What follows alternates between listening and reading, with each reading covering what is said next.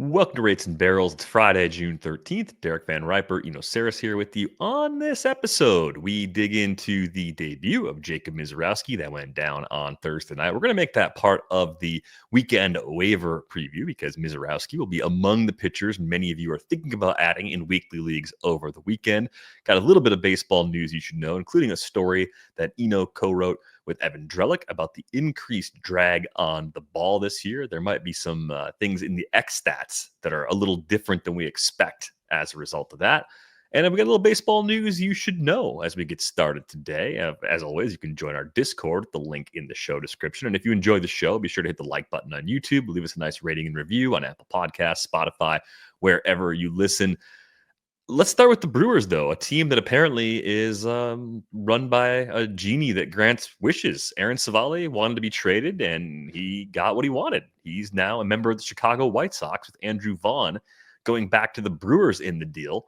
Didn't take long for them to move on from Aaron Civale, and I have a couple quick takeaways on this one. Let me know if I've solved this deal completely.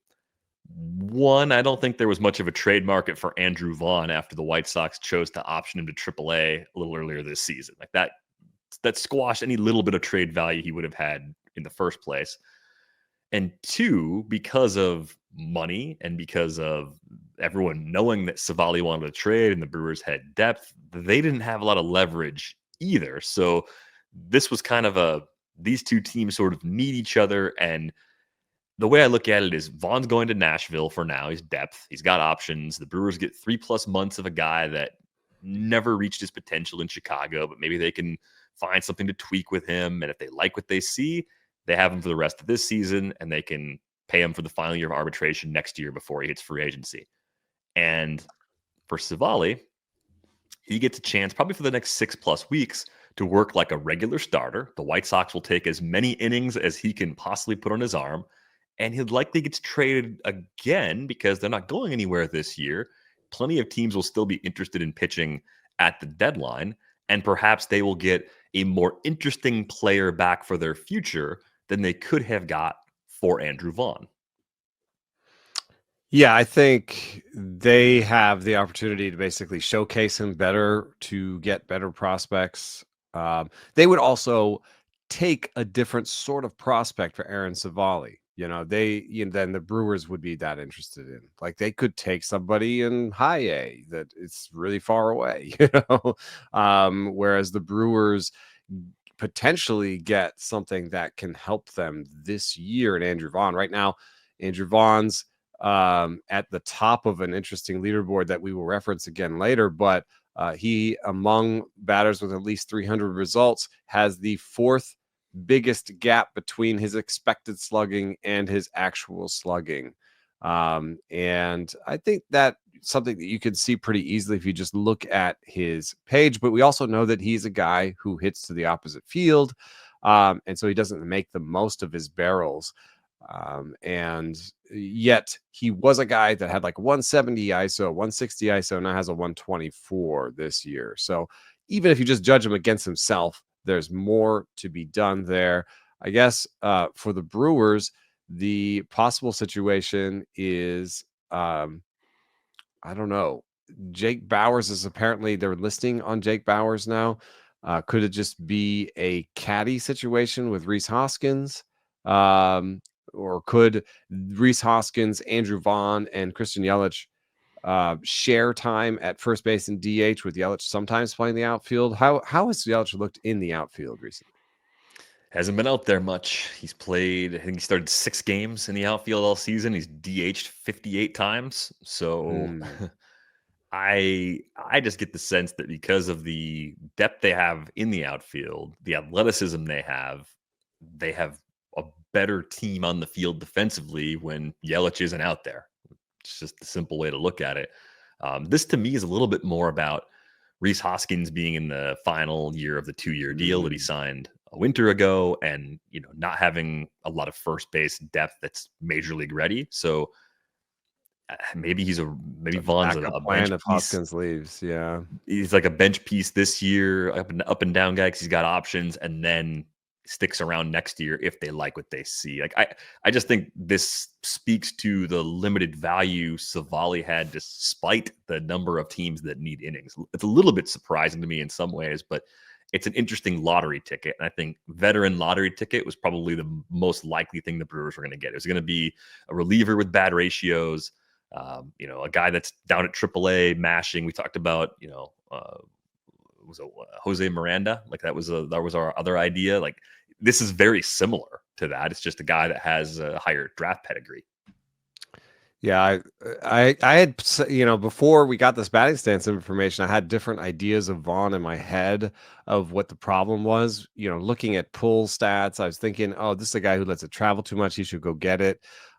In the past, in 23 and 24, he actually got the ball an inch ahead of the normal intercept point for batters. So, like, he was actually going and getting the ball. In fact, his attack angle and attack direction were fairly ideal. He was pulling the ball at a 5-degree angle, which is just amazing. Like, how could he be pulling a ball at a 5-degree angle when you look at process stats and then you look at his pull percentage, that's bad? And I think the answer is he has poor tilt. He has a flat swing. So I would just say, try to get him back to where he was. I'm not sure that there is another whole level to unlock, but you can look and be like, oh, he's letting the ball travel 2-3 inches more this year, and he's not pulling the ball by the process stats as much this year. So can we just get him back to where he was, where he has like a 180 ISO and he is a credible bat, like major league bat? He's somebody who can be a little bit better than league average with the bat. And we worry about the glove later. So, I think it's a reclamation project to some degree, but, Aaron Civale wasn't going to get him much better than this. So I think it was a decent deal for them. The other move that is happening on Friday, Christian Moore is getting the call to Anaheim. And as we know, the Angels like to move prospects very quickly. And what we have seen from Moore over the course of his time at AA and AAA this year is a little bit of just overall improvement. I mean, the numbers were better at AAA. Not surprisingly, it's Salt Lake, it's the PCL. We knew he was going to move pretty quickly. And when you look at the overall body of work, I believe it's going to be a total of 79 minor league games now for Christian Moore before his major league debut. They've been doing this a lot. They did it with pitchers. They've done it with Nolan Shanuel. They've done it. Matthew Lugo wasn't moved quite as fast, but this is an organizational plan. They did it with Zach Neto too. What are your expectations for Christian Moore based on the improvements we've seen as he spent time at each level, and the quality of contact he was making was elite in college at the University of Tennessee, right? He was on those leaderboards with the likes of Nick Kurtz and Jack Caglione and Charlie Condon. Yeah, that's hasn't really translated to the big league game. I mean, the 111 max TV does suggest that the raw power is still in there. And he did recover from absolutely no power this year in AA to kind of putting up that 200 ISO again. I'm a little worried because there are some stolen bases in there, 40%, like 39% hard hit rate, 111 max EV, and a 27% strikeout rate. There are some holes to poke in here. Like, he might come up and strike out 32% of the time and struggle to convert that raw power into game power. And frankly, he has a floor of not being very usable in most leagues. The one thing that he does have going for him that has separated other guys in the past is, I think the window for him to actually just take this job is wide open. The guys he's fighting are, Scott Kingery, who I believe is hurt. But even if Scott Kingery, no, I think he's on the major league roster, but Scott Kingery is at this point a 31-year-old, which is that's crazy. Luis Rengifo is needed at third for Juan Moncada. And even if Juan Moncada comes back and Christian Moore is struggling, Rengifo has been a guy that they've moved all around, and Kevin Newman is nobody's idea of a starter. And Chris Taylor is hurt and was also old. So, cast of characters that he has to beat out, not very good. Christian Moore may have some bumps in the road, but at least he has a full opportunity in front of him. Yeah, I think you'll just see more of the playing time for Rengifo come at third base. A lot of that's already happening, and then Moore gets a window to just be the second baseman. And as people have pointed out, second base has been a challenging position to find production at this year. So I just think the ceiling alone makes Christian Moore very intriguing this weekend. I think he will be a popular pickup. It shouldn't be in the same range of the Jack Caglione, Roman Anthony top end bids. I don't think it's going to cost you 33% of a full budget in most circumstances, but 15 to 20% absolutely seems like it's on the table because there are a lot of ways Moore can contribute in a 5x5 league, even if we have some swing and miss concerns initially, right? You lower the average expectation up front and say it might take most of this season for him to make the adjustments to get that K rate down to the mid to high 20s range. But if there's power and speed from the jump, that'll still play. And he'll probably be pretty high in the order, relatively speaking, given the makeup of this lineup. Those numbers make me nervous. I would rather be in the sort of 8 to 12% range myself, which means I probably won't get them. Yeah. And I've already used my big chip on Jack Caglione in most places. So I guess I'm out. Yeah, I mean, in the would you rather's at second base. So we talked about Jorge Polanco last week and how uneven his scorching start was compared to the month that followed. Are you looking at Christian Moore as an upgrade over Jorge Polanco right now? If Polanco's your MI? Yeah, I think so. I think I would still have Jake Cronenworth ahead of him. Cronenworth's been pretty boring, but he has such a high floor. I think that you look up and he'll finish the season with a 245 average and 15, 16 homers and 4 or 5 steals. And that's above water in almost any league.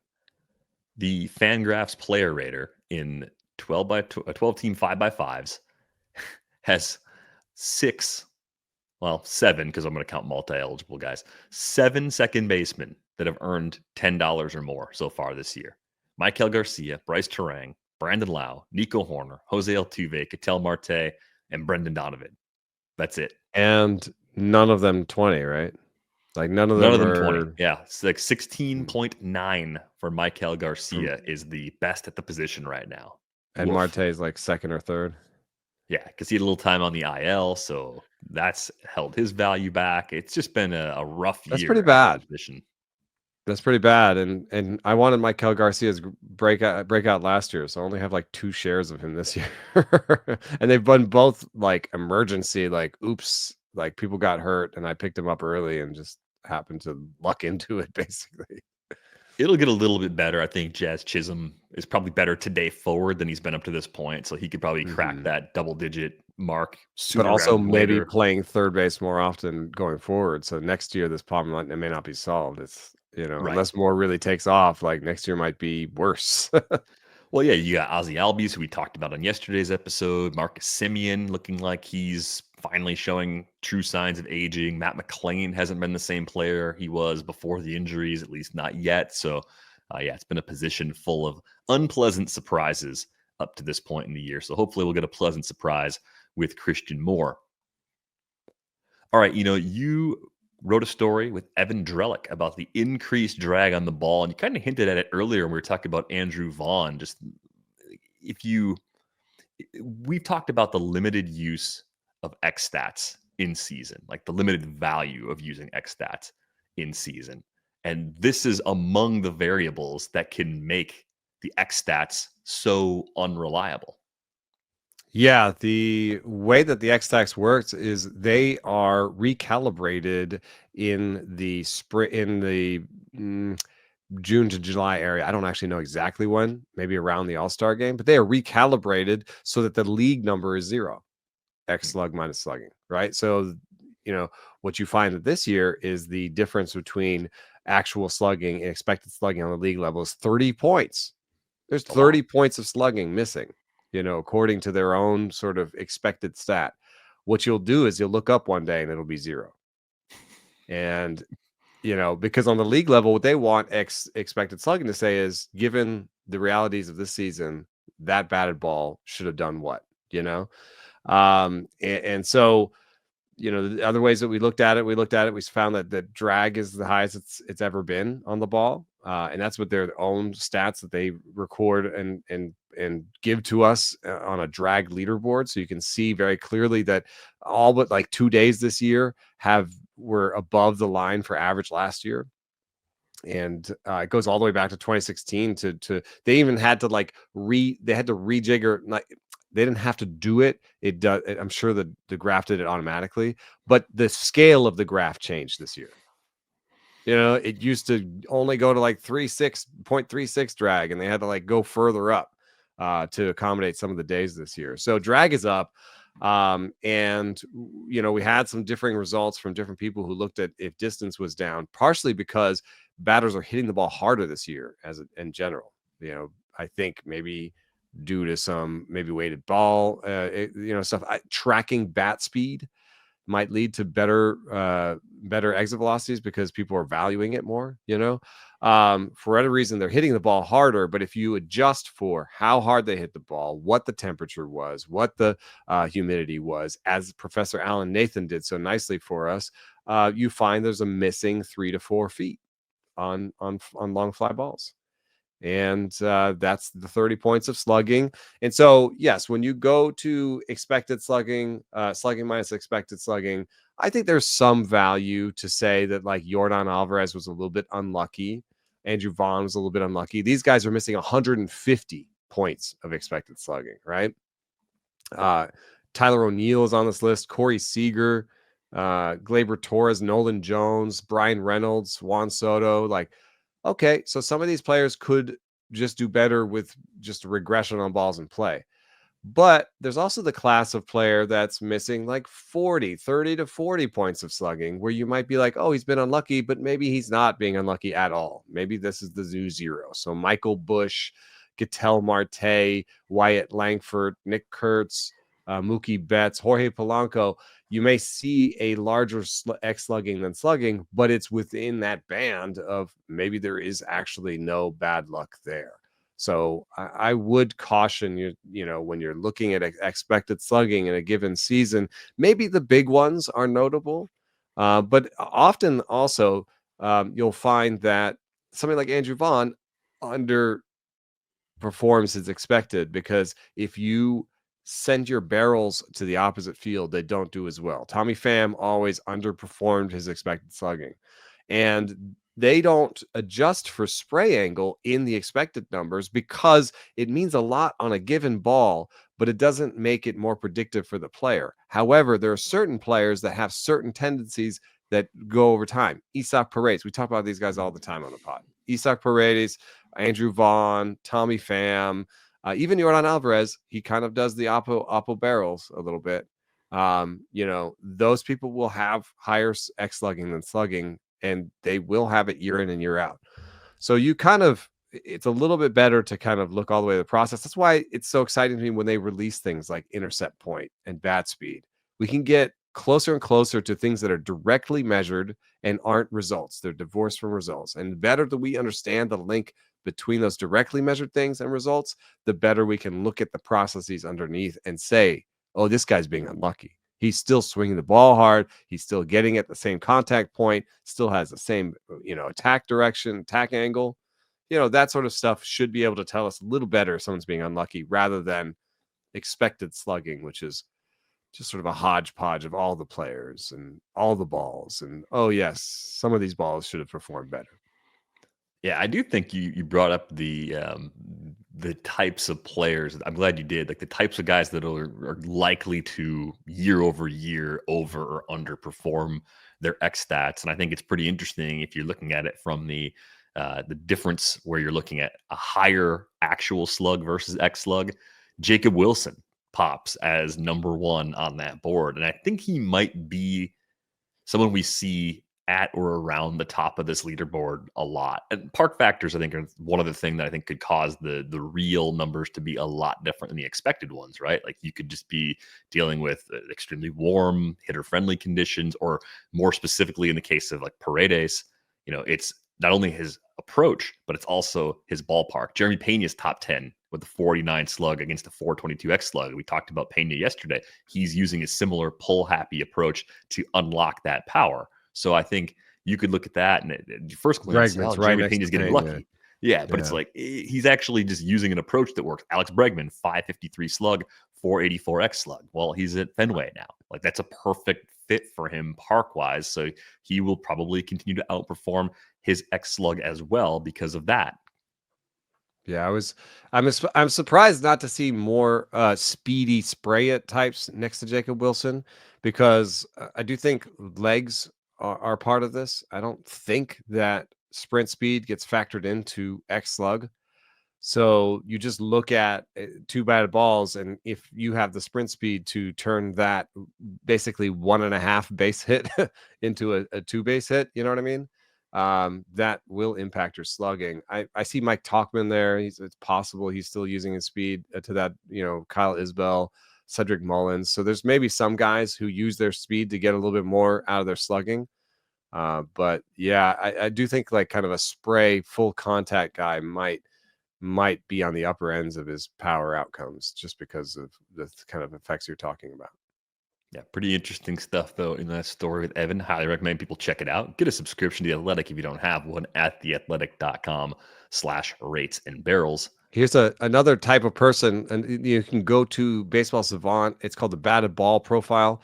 And so you look at pull air percentage, and that's Cal Raleigh, Rhys Hoskins, Isaac Paredes. So, they will probably be on the upper ends of actual slugging. On the actual slugging versus expected slugging. But you look at oppo air percentage, and it's Ben Williamson, Will Smith, Nate Lowe, Jackson Merrill, Jason Dominguez, interestingly enough, even Bobby Witt Jr. Some of those guys will put up lower slugging than expected slugging, and if these trends continue in terms of hitting the ball in the air, it's the opposite field a lot. That's something that can happen. Taylor Ward's on there. Had a question about Jackson Merrill in our Discord. Do you think anything's actually wrong with Jackson Merrill right now, or is it just a young player going through some adjustments after a great rookie season? Yeah, I do think, the chase rate and the oppo air thing are small blemishes. They also, at least the oppo air thing has potential benefits for him, which is, I do think going to the opposite field in the air suggests that you can cover the whole plate, that you have this contact ability, that you basically take the ball where it's given to you. And that has good ramifications for your strikeout rate. I do see a little bit of a burgeoning swinging strike rate and strikeout rate from Merrill that might be tied to that chase rate. And that's the one blemish. I mean, a 40%, a 38, 42% chase rate is not great.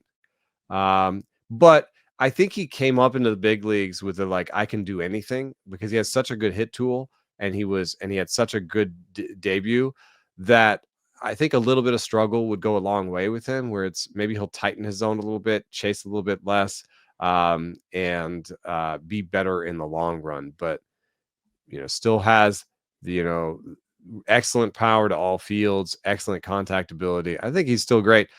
I think the stolen base thing, the one stolen base with the injury, I wonder what's the over under on stolen bases for the year for you? The projections all say he'll get close to 10, but maybe he just won't run that much this year. Yeah, he might go under on that, or maybe with the All-Star break, if he gets a few days off and actually feels a little better in the second half, that's when he'll pick up and start bringing that part of his game back. That was part of the question from Jay Hamilton 7 is the hamstring maybe to blame for the lack of steals? I think it's 100% to blame for the lack of steals, and I think it's easy to sometimes, for me at least, to take a leg injury and think it only impacts speed, but it can impact your power too. If your base isn't quite right, I think that's the other thing that might be holding Merrill in that sort of empty-ish average, kind of solid runs and RBIs, but just not a lot of fantasy goodness with the homers and steals right now. I think it leaves the window open. At least the batting average is still good.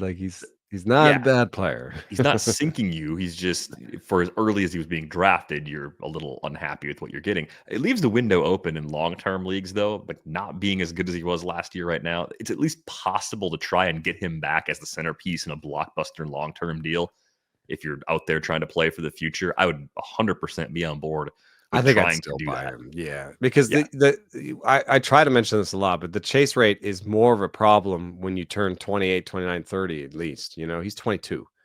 The arrow on the chase rate is down.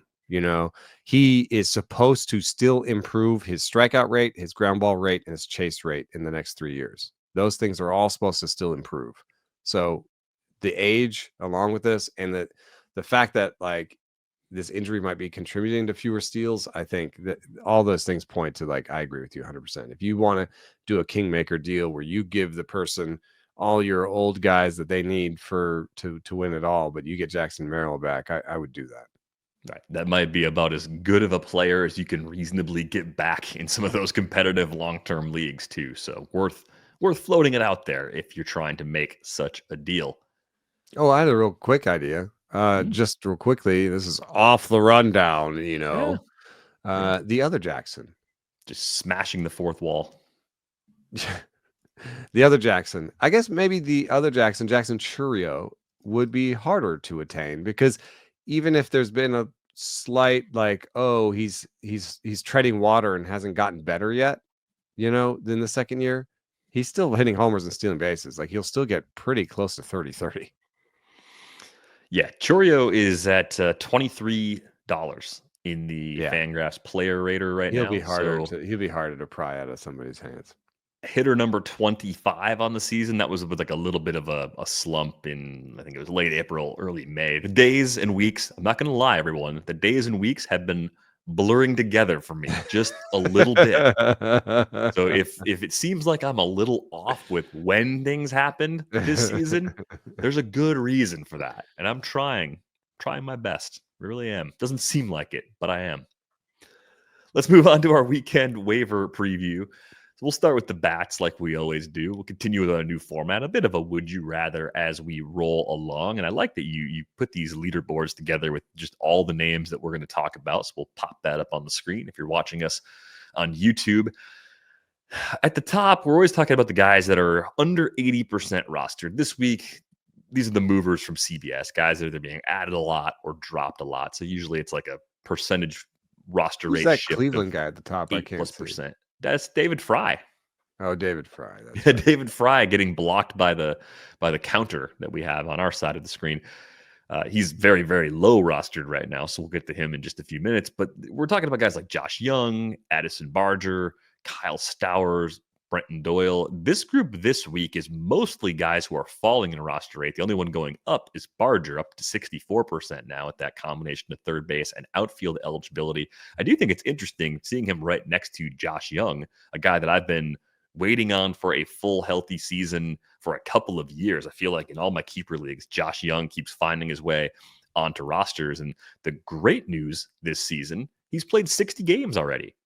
The less than great news is that he's just been sort of okay. Kind of looks more like what we saw last year around the injuries, almost the same slash line, instead of the 200 ISOs that he was running upon arrival in 2022, and then throughout that entire 2023 season as well. So are we just seeing the range of outcomes across the big league career so far? And are you more into the pre-24 version of Young? Do you think that's actually attainable, or did I overshoot expectations? Because I thought there was maybe a 30 home run ceiling. I actually thought some of his comps with improved play discipline could be as high as Austin Riley. And now I'm starting to get just a little bit nervous about putting that kind of ceiling on Josh Young. Yeah, the bat speed has gone down for him in consecutive seasons, and there's some of it has to do with where he's getting the ball. He's not getting the ball out in front as much, but I think there's actually maybe a slight slowing of the bat there.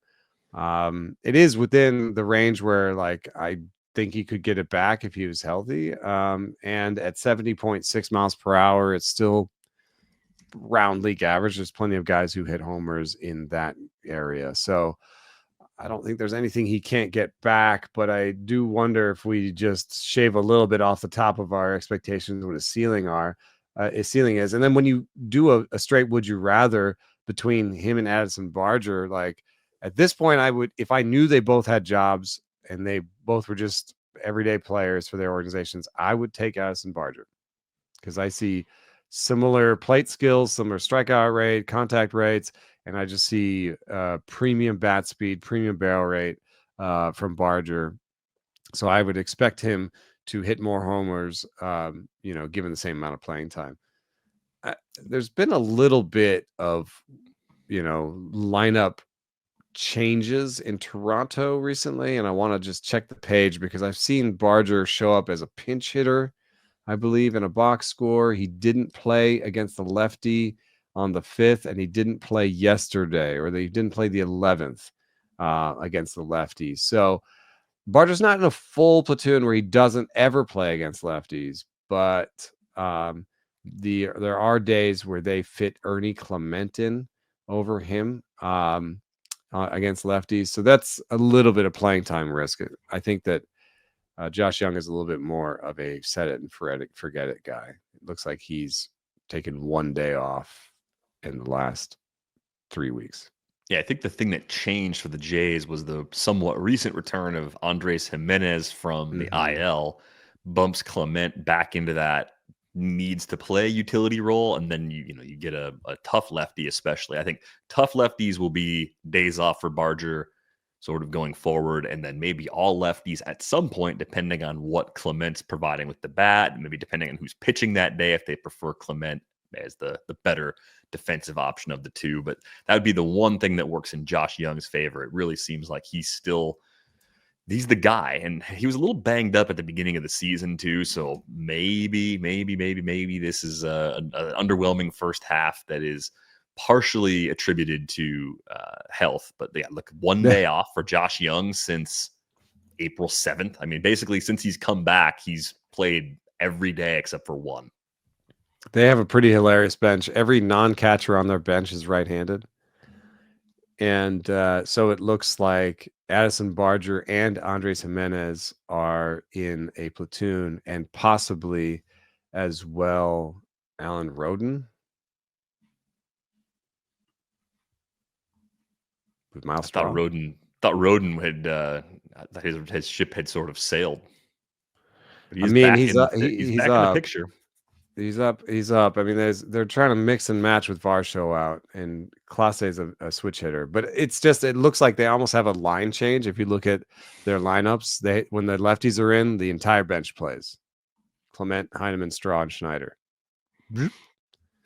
So Blue Jays are not a good place to be looking for full playing time from anybody other than Bichette, Springer, and Vladimir Guerrero Jr. We actually talked a lot about the Rockies on Thursday's show, thanks to Hunter Goodman and Jordan Beck being under-discussed bats for us so far this year. Brenton Doyle is slipping in roster rates, rostered in about 2/3 of leagues, and I think he was closer to 95 or 100% rostered when the season began. The K rate has stayed down. Last year, he improved that from 35% to 25.4, so it's not more swing and miss. Quality of contact is actually up. Best hard hit rate we've seen, 44.4%. He's getting to the barrel rate at 12.5%. That's a career best as well. 7 for 7 as a base stealer, only 5 homers, and the slash line's ugly. And we're talking 208, 267, 333 so far. Projections have dipped for him, but they still point to a guy that would be on at least a 2020 sort of pace over a full season with these flaws. So I'm curious what you're doing with Doyle in shallow leagues. Like, if you see him pop up on the wire, are you finding a way to get him on your roster, seeing the quality of contact being up and the K rate staying down? Yeah, I think he should have a 250 batting average at least, and I think he should be usable at home. In a head-to-head situation, I'd love to have him daily lineups head-to-head 12 team. I would love to have him as a guy I plug in, when he's in Coors. So I'm a little surprised he's out there. It's there's the old school analysis of just like, look at his batting average on balls in play. Why is it 258? He plays in Coors. I think you could do just that and see that he should have better days ahead. Yeah. So a little surprised to see that number dip to 63% rostered in CBS leagues. I would rather have him than anybody on this list not named Addison Barger. And Addison Barger and Josh Young are just completely different players. You're playing him at third base and you're playing them for power. Brenton Doyle is the best player on this list for power and speed in a combo. So he should be owned universally. I feel like almost. I mean, the only other player that I could put up in a who would you rather is Jesus Sanchez, right? And in terms of like, these are guys that can go 2020, 2015, something like that. But Sanchez is a little bit harder because you don't want to play him at home that badly, and he's not going to play against lefties. So his home situation is not going to help him. It's nice when a home situation helps him because it's just very easy to remember when to play them. With Sanchez, you have to be like, no, don't play him against lefties and try to play him a little bit more on the road. I'd rather have Doyle. That Jesus Sanchez, that is a guy that should be in San Diego. There's your corner outfield help. You need a left fielder, Padres, Jesus Sanchez. Yeah, I like that one. Just a reasonably good fit, and not going to cost you a ton via trade. I think, given what we've seen from him overall, even the last year, 18 homers, 16 steals, good quality of contact. I think we've seen over the course of his career, he's basically a league average bat, and he plays a corner most of the time. So it's fine. It's just, not going to change a lot of your fortunes if you're in Miami. I think the other name you could comp to Doyle, though, is Adell. We've talked a lot about him in recent weeks. Low average power speed. The question of the speed is getting healthy again. Much like the Jackson Merrill comment from earlier, I think it takes some guys like this who have nagging injuries, the All-Star break, as their only opportunity without an IL stint to rest and maybe feel good enough to bring back that facet of their game. Like if we're going to see an uptick in stolen bases from Adell, it's probably after mid-July. Yeah, Adell has something going on. I need to check his bat tracking real quick because why is the BABIP low for him? It's not his types tilt. Of fly balls. He hits it hard. It's not his bat speed. He has elite bat speed. His attack angles are okay. It's not his tilt. He does let the ball travel a lot, which is a little weird for somebody like him. But I guess the reason, if you're a Joe Adell, you want to let the ball travel a lot is you have elite bat speed and you have poor contact skills, right? So you don't want to necessarily make that decision to swing super early and then strike out 40% of the time. So I think that he's doing pretty good in terms of what his strategy should be. What is infield fly ball rate? Like what? Yeah, there it is. There's a certain amount of pop-ups. He pops the ball up. I don't know if he deserves to have a 231 BABIP. If he could, flatten out that swing a little bit or just not pop the ball up so much, he could have a 230 batting average, a 300 OBP. I'm not asking for the world here. Just any improvement in his speed and BABIP would go a mile for him, because he's already just almost barely usable. I'd still have Doyle over Adell pretty easily. Okay, so you got a gap between them. The only other outfielder that I think is kind of in the conversation, Evan Carter. I was worried when he came back up earlier this season, it was going to take time for him to get healthy and start producing again. The limited sample we've seen now in the big leagues is actually really good. K rate down at 15.4%, barrel rate up to 12.5%. 4 homers, 5 steals, and 6 attempts. It is only 65 plate appearances, but are we starting to see Evan Carter physically get right and get back to being the player he was in that very limited sample at the end of 2023? He's just not as good of, I know it's hard to say because he's in the 93rd percentile for sprint speed. So Evan Carter is fast, but he's not as good of an athlete overall as Brenton Doyle. I mean, he just doesn't swing the bat as hard. And so I don't quite believe in the power the same way. And the other thing that is interesting about Evan Carter is we just haven't had, since he's been up, a test case of how many lefties he's faced. There's only been one lefty. The team has faced one lefty since he's become an everyday player, and he didn't play. So I don't know that he is a set it and forget it guy. So in weekly leagues, you're like, do I sit him when he sees 2 lefties in a half week? That's a question that has not been answered for me. On top of that, I think his true talent power is much lower than Doyle's. And he just seems to have this like injury bug where he's projected to have 11 more steals and finish the season sort of near 15-15, 15-16. I don't know. I don't know if I believe it. I feel like there's going to be a hamstring injury or something. I've been burned. I've had shares of Carter in my keeper leagues, and I've been waiting forever. It feels like you have to be careful though. Sometimes you just have to wait a little bit longer, right? You just have to wait a little bit longer, and then you get what you want. Yeah, it's that easy. Just wait a little bit longer. Yeah. No, He's sitting on I'm that 12-team dynasty where I have way too many players, and I have to drop players to make moves, and I'm trying not to drop them. I'm trying not to drop them. That's exactly those leagues. I think are they're more fun than I used to give them credit for because they force you to make a tough choice. Like the game should have some reasonably tough choices in it, and I think Evan Carter in a 12-team keeper league is a tough choice. It's a You good drop problem to have. Spencer Steer before you drop Evan Carter, right? Yeah, because I think Spencer Steer is currently playing hurt, and Evan Carter used to be hurt. And I also think the age gap plus the possible ceiling of Carter is a little higher. So I'd be leaning Carter there. Yeah, that's how I'm leaning. You wanted an answer to the is he going to play against lefties? So the weekend series they have is against the White Sox, all right-handed starters. Looks like it's Hauser, Civale, Shane Smith. No And the answer next there. series they have against the Royals is one lefty. With Reagan's hurt, they'll get Bubich. So maybe that's a day off for Carter because that's a good lefty. And then Lugo and Waka, he'd be in for those. The series after that, one lefty, Burrows, Keller, Bailey, Falter.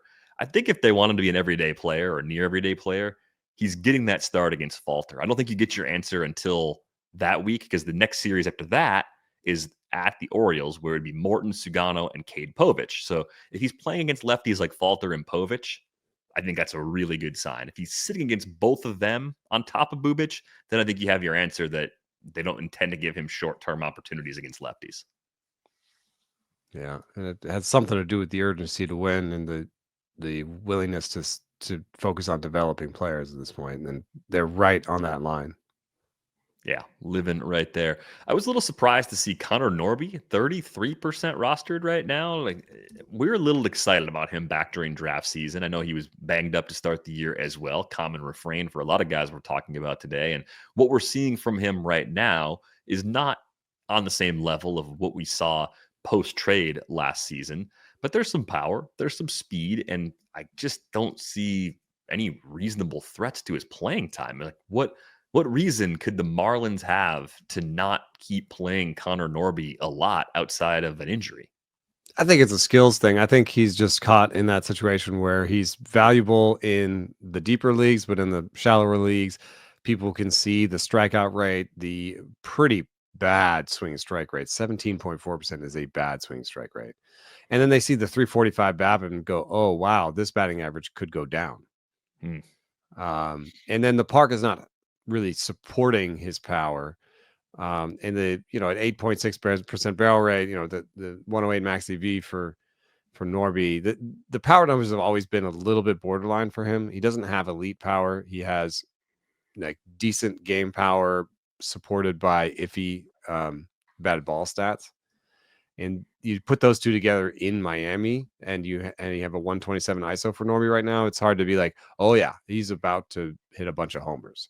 So the whole combo kind of smells a little bit like it could be a true talent 240, 12-10 guy. It's like you know what kind of leagues that matters in. Yeah, it's 15 plus generally for Yeah. most situations. And then maybe a heavy schedule week, you're throwing him in there as a streamer if you need some help as injuries or something impact you at third base. I did want to follow up on Ronnie Mauricio real quick because this time last week we were just talking about the fact that he's simply in the picture again for the Mets. Now that we've seen it play out for about 10 days since he returned from a long stint on the IL, 2 days off so far out of the first 9 possible games, both against righties. So we're talking 7 out of every 9 games he starts.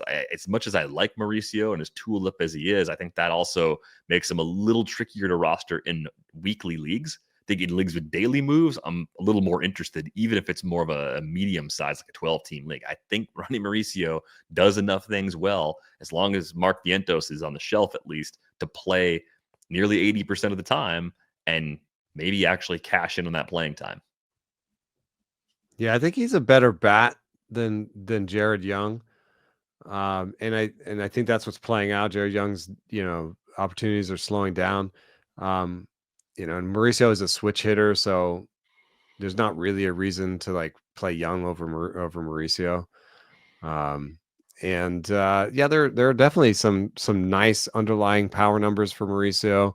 I think he's going to scratch himself out a career. I don't know if it's a top end career. I don't know if he'll ever have like even a 320 OBP, and that's going to rob him of maybe some opportunities to play every day or to play every day on a contender. Like I could see him being traded, and that might be good for him this year. I could see him being traded, right? Like he could easily be showcasing his abilities for a deadline trade for the Mets right now, because you have Vientos, you have Beatty even. I think you'd keep Beatty over Mauricio if you were the Mets, right? Ooh, you're Mauricio pilled. Yeah, I am. I kept him in Devil's Rejects, so I have to keep convincing myself that wasn't a bad decision, and it probably was a bad decision based on how long it took him to come back from the knee injury. But I'm tempted at this point to see where it goes with Mauricio if I'm making that decision. I think I'd be more likely to move on from Beatty if I were in the position of David Stearns. I'm on the Beatty side, but we may see an answer to this one. It would be fun. That could be a fun little rates and barrels angle on the trade deadline this year in New York. Yeah, we'll see who comes out on top of that one. Weigh in, get a little poll going, maybe in the episode discussions channel of the Discord. Let's move the focus over to some pitchers. We talked about Jacob Misiorowski making his debut. We talked about the news a little earlier this week, and wow, I mean, like what more do you want from a pitching prospect? He was touching 102 with the extra adrenaline in the first inning, and I'm watching it just with the grin ear to ear, but also just that little twinge of nervousness you get when you're watching someone fly that close to the sun. I think the command overall was probably a little better than I expected prior to the season, but in line with what you would kind of consume, like what you put in your head based on the scouting reports and everything we know about Misiorowski at this point. Threw a couple of changeups, only a few, and those were kind of nasty. And I wonder if as he gets more comfortable with that pitch, it's a new grip for him this year. Kurt Hogue from the Journal Sentinel had a nice breakdown of Misiorowski prior to the debut. As he gets more comfortable with that pitch, I get the feeling we might see it more because I think the models like it, if I understand some of the reporting correctly. And that, in addition to the feel for it, would be really important for him just to throw off timing a little bit. I mean, everything he throws is hard. Like the curve is even 87.9. It's just absurd. This guy feels like a cheat code. Oh my gosh, the extension. I know Nick Pollock is just salivating right now because the extension on that pitch, he had a 7.5-foot extension. I mean, part of it is he's a tall dude. He's 6'7". Yeah, he's 6'7". All he levers. gets down the mountain. He basically profiles. He profiles pretty similar to his Logan Gilbert, except Logan Gilbert has better command, right? So Jacob Misiorowski, hard slider, Logan Gilbert, hard slider, big extension, maybe not ideal shape on the fastball, but good velo on the fastball. And then Gilbert found his changeup in the splitter this year. And that's been a big deal for him. So I think there's also, they share some risk factors that we just talked about and that you were alluding to, is the fact that Jacob Misiorowski throws his slider 94 miles an hour. So whether you look at fastball velocity or breaking ball velocity, there's a little bit of whoa. You see, and I hate on social media, you post the 102 mile an hour thing, and one of the first responses is it's going to be hurt when scheduled the TJ. I just hate that because it's like let's just enjoy it while we have it. Like, do we have to do this? It's like, do we have to like look at a pitch that's nasty and tweet ball? Like Like, let's just enjoy it. Misiorowski doesn't have great command, but I do think he can be in that Snell, sort of area. Not that they have like that many similarities in how they throw or whatever, but that Snell makes a high walk rate work by suppressing balls in play, by suppressing home runs, and by striking a ton of guys out. So if he can keep that strikeout rate north of 30, and I think with a 94-mile-an-hour slider and a 100-mile-an-hour fastball and that 87-mile-an-hour curveball is just one of the nastiest pitches in baseball, like immediately. And then that possible change, I do think there's a Snell blueprint here for, throw the fastball high, throw the breaking ball low, walk guys rather than give up homers, and have lines like he had yesterday. And for what it's worth, like this is who you throw against the Dodgers, not Aaron Civale. I think that's the decision they made internally. Right. If you want to beat the best lineups in the league, especially in October, but you got to get there first. But if you want to beat those teams, this is the kind of stuff you need in your rotation. You don't have that, then you're kind of playing that coin flip game, and you got to produce more with your lineup too. And you're putting a lot of pressure on your bullpen too, where you're like, you can do what the Tigers did every non-Scooble game, but does that work every year? It worked for them to a certain point, and then it didn't work. And it is a lot of stress to put on your bullpen. You could win a couple series like that, but it's really hard to get all the way through. The Dodgers made it work that one time, but I would say that was a barely worked. Yeah, I think that's they've been stretching it to put it mildly. Mick Abel is also in the conversation again because of that update we had earlier in the week about the Aaron Nola injury.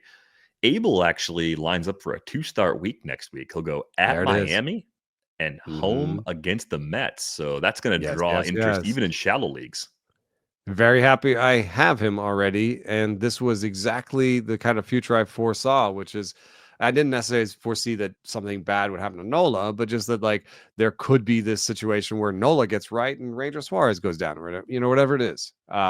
We just saw Luzardo have like 2 terrible games in a row. Wouldn't have been crazy for him to be like, oh, my hamstring hurts. You know what I mean?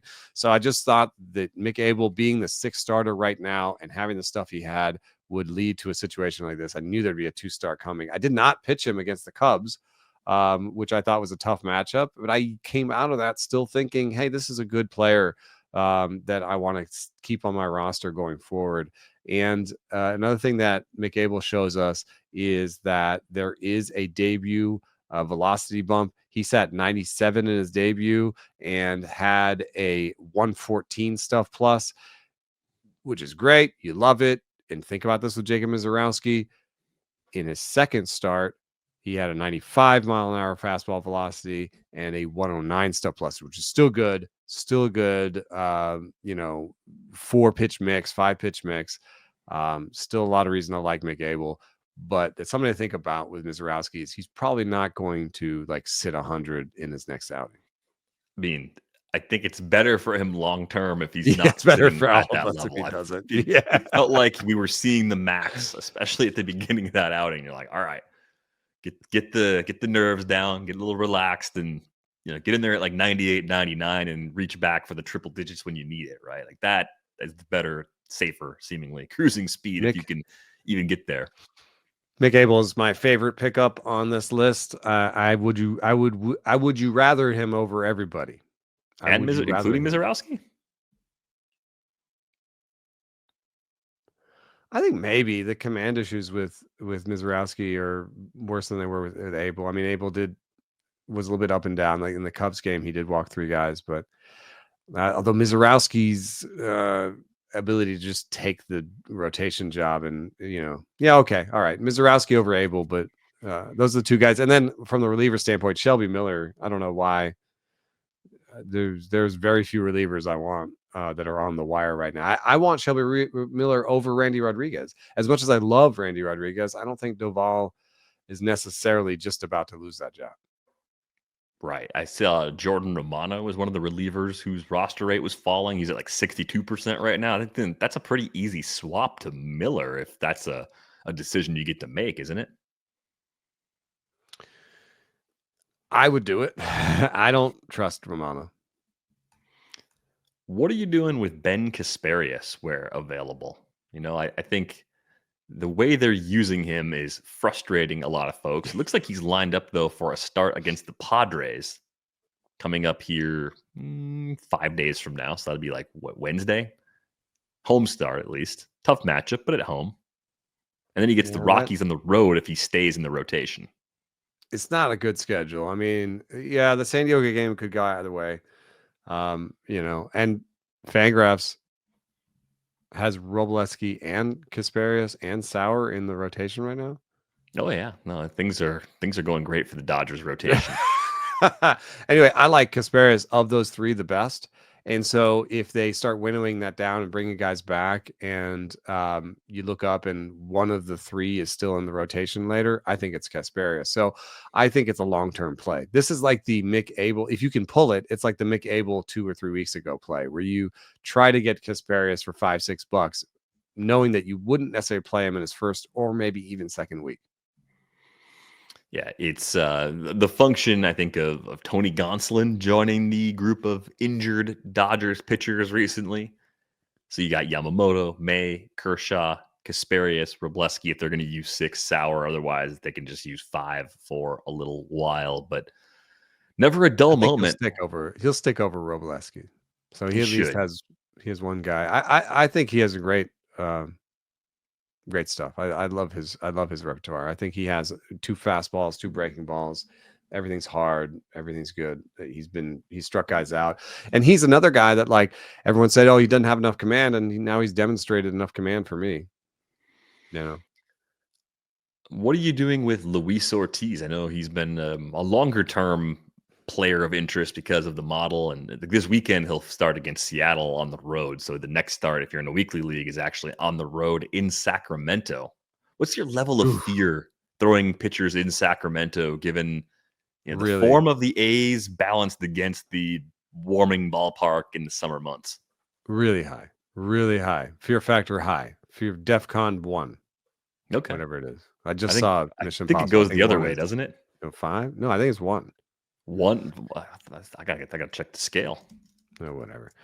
Luis Ortiz is just the kind of guy that I want to use in good matchups. That's it. Because the command is bad. The arsenal is interesting. It's fairly wide, multiple fastballs, a changeup that he's improved in Cleveland, and a good slider. But the location, he just comes and goes, like, and it's hard to even pick the right time. Like, if you play let's look at his game log. We didn't name for this. Maybe even a sponsor. The Avoid Landmines game. Hindsight is 2020, brought to you by Warby Park. There you go. I like that one. Let's say, well, you wouldn't have played him in New York against the Yankees. Well, you missed 5 2/3 with 7 strikeouts, 3 walks, and no earned. So good job there. You'd say, well, I would definitely play him in Washington against the Nationals. Well, you shouldn't have done that. That was 5 1/3 with 5 earned runs and 4 strikeouts. What about Phillies at home? Oh, just 1 earned run, 9 strikeouts. I mean, he is erratic. I don't actually see a clear rubric. I think I would just try to avoid the bad teams. At least he was good against Pittsburgh. He was good against the Royals, so I would just focus on things like that, like easy matchups that you think are easy. You're right about the DEFCON grades, by the way. I always root for DEFCON 5 because that's peace. DEFCON 1 is nuclear. So, yeah. Maybe we'll say 2 when something's really bad. Like, I think 1 we're not going to use for baseball analogies because that's just a bridge too far. Man, this is a rough week if you don't go big, kind of sifting through the bottom of the board. There is one more reliever that we should talk about. Grant Taylor is up for the White Sox. I'm a little surprised they aren't continuing to develop him as a starter this year, but there is a pretty extensive injury history, and maybe they think they can do some Garrett Crochet type stuff with him in the long run, use him as a reliever for a while, stretch him out later. I mean, who knows what their actual plans are, but he's electric. Like, if you want a new front runner to get whatever saves are available in that White Sox bullpen, Grant Taylor should be quickly moving to the top of that pecking order. Yeah, I guess they're maybe just nervous about innings. I mean, he had 38 and 2/3 innings. No, I just added things together. He had 19 innings in 2024. Yeah, he was coming off TJ. So he's already at 28 innings this year. Maybe they're just like, we're just going to try and massage him to 75 so that maybe he can do 125 next year or something, 120 or something, you know?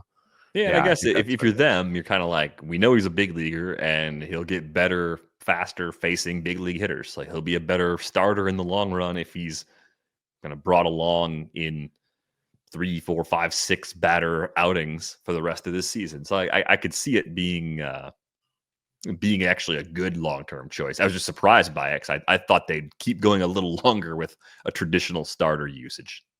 I think you in like deeper leagues where you're looking for a closer, I think you could actually put a couple bucks on him because Steven Wilson, Dan Altavilla, Brandon Izard, I'm left cold by that group, and they already gave a hold to Grant Taylor, so he's already in the mix, and he has the best stuff of the bunch. Anybody else on that board that you're excited about as a possible pickup this week where available? I think Luis Severino should be on all teams, but you remembered my my fear factor for Oakland. I think he's an away play. Maybe you can risk it for the biscuit against a couple of home like weak opponents at home. But just looking at his game log, Minnesota, Baltimore at home, the good ones that he's had at home has been the Angels. He's had a good start against the home. The White Sox was all right. The Mets was okay. But generally his blowups have come on the road. They come at home, and on the road he's been a pretty usable pitcher. So I would keep Luis Severino on my roster if I was able to roster a guy that I only pitched away from home. Yeah, and more like mid-sized leagues with first come, first serve sorts of moves. You can just use the waiver wire as an extended part of your bench. Or someone else wants to burn the roster spot permanently, you can let them do that. At Kansas City is the matchup today on Friday, so you would probably pick him up and use him for that.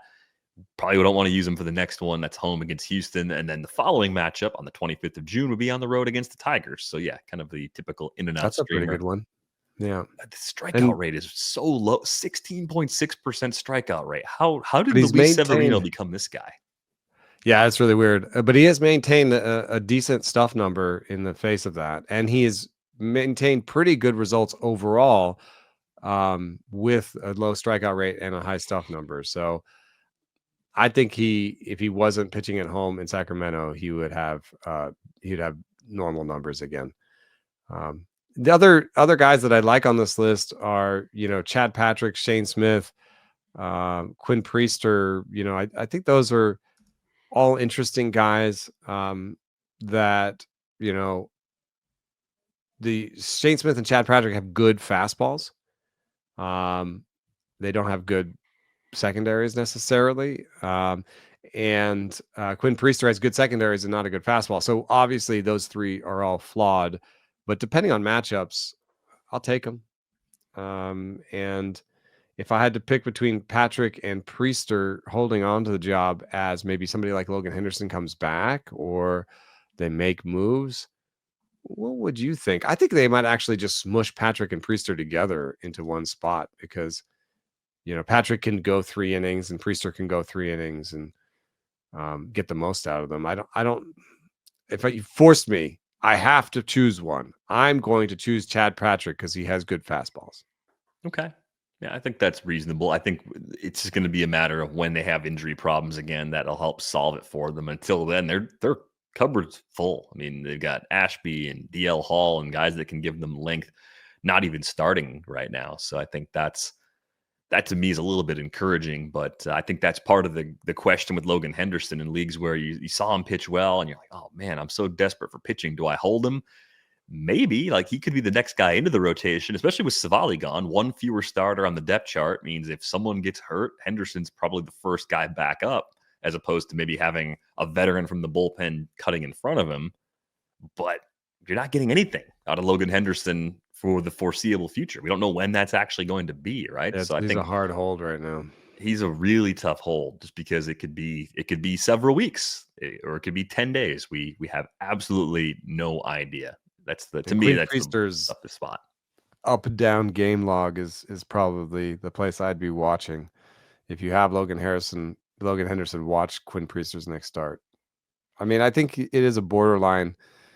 It's a borderline package. It's a poor fastball with a good slider, and he's maxing out the slider right now at 30-40%, and just basically just going sinker slider and just being to heck with it. I'm just going to go sinker slider. That's just going to be what I do. And that usually doesn't lead to good results against lefties. So he could run into a team with great lefties and I think have really bad results. The Cubs got Priester back on the 2nd of May as a 7-run outing. Since then, it's been a total of 7 appearances. They're not all starts, but they've all been at least 5 innings. So he's had an opener in front of him, but he's giving them bulk. And I think having an opener in front of him gives him a little added win probability. It's the K rate that I'm still not sure about. I think it's a lighter K rate sort of profile. I think it kind of checks out. 26 strikeouts and 38 in the 3rd innings, even in that span where he's pitched well with that 2.35 ERA. So that's a reason to like Patrick better too. I think better strikeouts, even though he's been cutter. It's like a baby Burns. It's not. I'm not going to put him out there. He's not a Burns. Don't say I put that in the. Don't put that in the paper. But don't put that in the paper. Okay, a baby Burns. Bryce Elder. And the only Ben Brown and Michael Soroka. Let's just fly by real quick. Ben Brown, the only model that likes him is K-BB. It's the only model that likes him. It's a powerful model. It's a powerful model. But I don't know. 2-pitch guy, is it that surprising that they hit it when they hit it hard? That's my problem with him. Soroka and Elder, I just think they're boring. I think they're fine. If you like him in a matchup, that's fine. I don't see upside to kind of jump past what they are now. Yeah. Good breakdown of that group, just kind of shuffling in and out based on the schedule at any given time.